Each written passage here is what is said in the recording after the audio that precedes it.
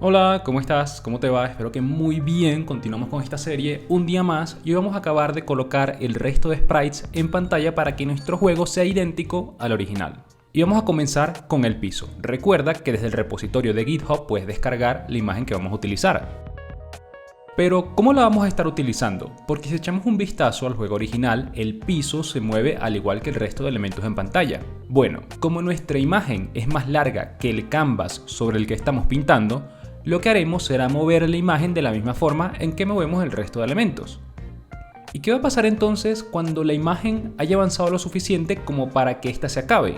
Lo que vamos a hacer para evitar tener espacios en blanco será manejar al mismo tiempo dos entidades del suelo que vayan cambiando su posición. Es decir, siempre va a existir una entidad suelo y otra inmediatamente después. Cuando la primera termine de pasar por el canvas, se va a posicionar al final de la que anteriormente estaba de segunda. De esa forma generamos la ilusión de un movimiento infinito. Y en código no sería realmente nada que no hayamos hecho hasta ahora. Así que empezamos creando nuestra entidad para el suelo con los sospechosos habituales en los atributos, un atributo para la imagen del suelo y el método load que va a cargar esa misma imagen. Definimos el alto y el ancho de la imagen del suelo y lo pasamos al constructor del sprite. Ahora definimos el constructor, que solo recibe la posición en X del suelo, y configuramos el resto de atributos para que el suelo se encuentre en la parte inferior del canvas. El método draw solo va a dibujar la imagen en la posición correspondiente, y el método update lo único que hará es cambiar la posición en X del piso hacia la izquierda en base a la velocidad que tenga el juego en ese momento. Y también, si el lado derecho del suelo ya se encuentra a la izquierda del canvas, es decir, por fuera, entonces colócalo al final del suelo que viene después. Ahora vamos a la clase state y vamos a agregar al estado un array de estas entidades, ya que, como dije en un principio, vamos a tener dos. Y vamos a agregar al estado inicial el array con ambas entidades, donde la primera va a estar en la posición 0 y la segunda en el punto en el que termina la primera entidad. En nuestra clase game agregamos el método load del suelo y a su vez en el método update recorremos cada entidad suelo y la actualizamos como el resto de entidades. Finalmente hacemos algo parecido con la clase display, donde recorremos cada entidad y la dibujamos. Y una vez ejecutemos nuestro juego, vamos a ser capaces de ver la diferencia.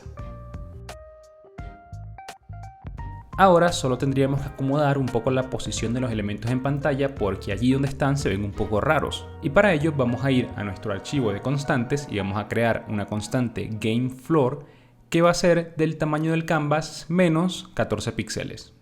Vamos a utilizar esta constante en lugar de canvas height en las entidades de dinosaurio, cactus y aves, para que se adapten a la altura que deseamos.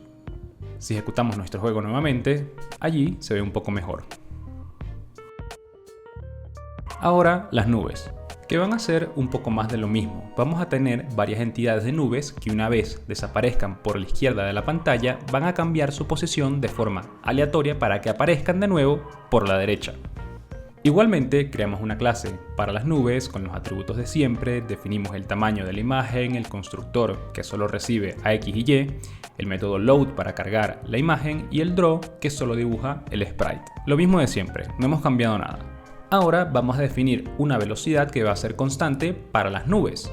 Y en el update, si la nube se encuentra en pantalla, simplemente muévela hacia la izquierda. Pero en caso de que se encuentre por fuera de la pantalla, genera una posición aleatoria para ella en X y Y para que eventualmente aparezca de nuevo en pantalla.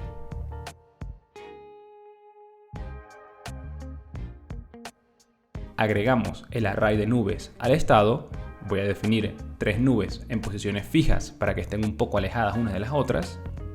Y obviamente detrás de cámaras hice todas las configuraciones de load y todo eso que ya sabemos. Pero si ejecutamos nuestro juego en este momento con esta configuración, tenemos algo muy parecido, idéntico, diría yo, al juego original.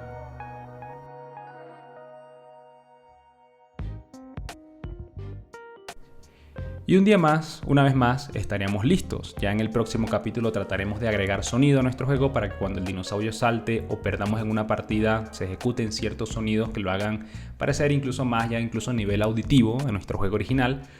Así que nada, como vengo diciendo siempre, te veo entonces en ese próximo capítulo. Nos vemos. Chao.